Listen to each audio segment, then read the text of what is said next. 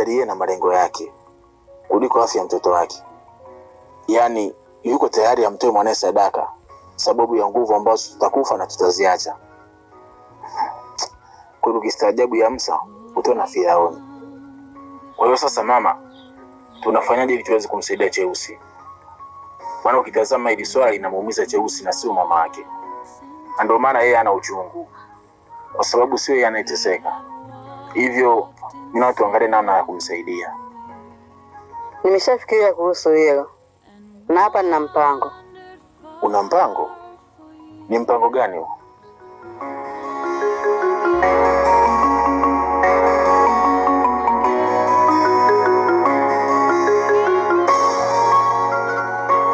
Simon, mpango wetu ulikuwa ni kumteka. Lakini baada tu yeye kumuona, ukamwambia ukweli wote. Sasa ilikuwa juu kaenda nje na makubaliano yetu. Pale hatakuwa na namna, kwa sababu tulikutana naye ana kwa ana. Na ubaya wa yule dogo, akikutizama tu usoni, anaona kila kitu unachokifikiria, matukio yako ya nyuma na ya mbele. Na ndio maana sikutaka kumdanganya, kwa sababu nilihisi ameshajua ukweli.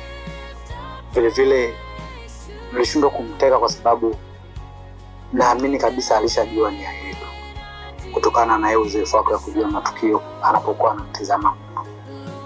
Na ndio maana niliamua tu nimwambie ukweli.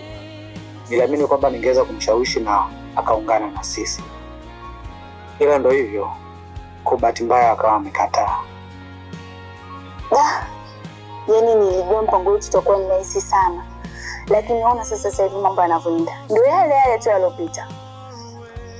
Yaani Simon, hii hali ikiendelea hivi, mambo tunaona mimi nitaachana nayo kabisa. Dorati, hebu sio mwepesi kukata tamaa kiasi hicho. Unajua siku zote mafanikio hayaji kirahisi hivyo. Kwa sababu watu wote waliofanikiwa hawakukata tamaa.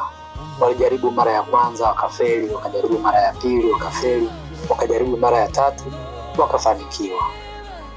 Sasa iweje unataka tufanikiwe kirahisi tu? Dorati, mafanikio yako hivyo, inatubidi tupambane. Na unajua kabisa kama hili deal litafanikiwa, ni deal la hela ndefu sana. Kwa hiyo ni lazima tutapitia magumu. Basi sawa, nimekuelewa. Acha tujaribu tena. Kwa hiyo mpango unaofuata hapa upo vipi? Hapa njia iliyobaki.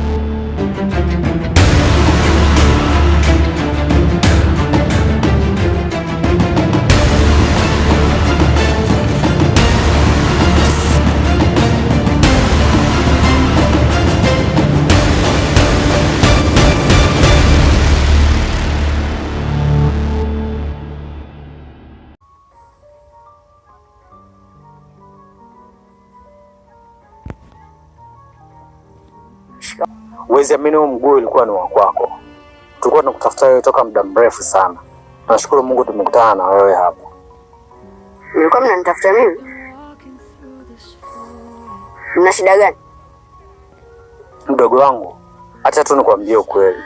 Sababu ya sisi kukutafuta ni kutokana na uwezo wako wa kuona matukio yajayo na yaliyopita. Na lengo kubwa kabisa ni kwa sababu nataka kubadilika. Sasa hivi sitaki tena kutapeli. Nataka nifanye kazi za halali bila kumdhulumu mtu yeyote. Ila kwa bahati mbaya siwezi kufanikisha hili bila msaada wako mdogo wangu. Nahitaji msaada wako. Msaada wangu?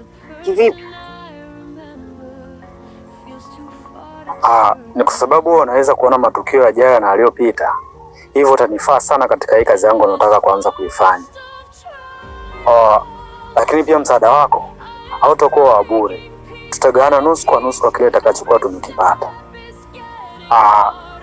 Yani kama nitatengeza milioni 10, basi wewe utachukua milioni 5 na sisi huku tutachukua milioni 5. Kwa hiyo sio sisi tu tutakayotengeneza hizo pesa, hata wewe pia utatengeneza pesa nyingi, na kazi yenyewe sio ngumu sana, ni kubeti tu. Kwa hiyo kazi yako itakuwa ni kututajia matokeo ya mpira kabla mechi haijachezwa, au sisi tunaweka pesa, mwisho wa siku tunafaidika wote watatu. Kwa hiyo hapa sasa wewe utapata pesa zako za kujitegemea. Utaamua wewe sasa ujenge nyumba, upange au ufanye kitu chochote unachokitaka wewe. Kwa hiyo wewe utakuwa unaamua maisha yako sasa. Ule nini, uvae nini, uendeshe gari la aina gani, na sio kukaa kulelewa na ule jamaa. Sio kama wewe jamaa wako anakutumia tu. Unajua ananufaika sana kupitia wewe, lakini wewe hujui. Maana kupitia wewe amepandishwa cheo, anaongezewa mshahara, anufaika kila siku, lakini wewe maisha yako yanabaki pale pale, uendelee kwa lolote lile. Lakini kama utaamua kuishi na mimi, basi maisha yako yote yatabadilika.